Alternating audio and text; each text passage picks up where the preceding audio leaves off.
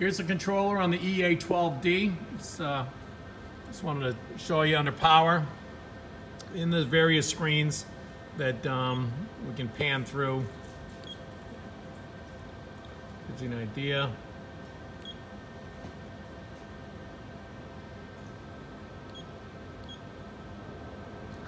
And the unit is complete. We're going to spin around here.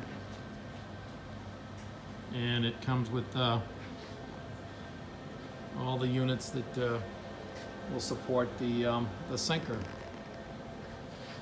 The handheld pennant, of course, is located right here. The tank. And you have a tool changer. And that's a wrap.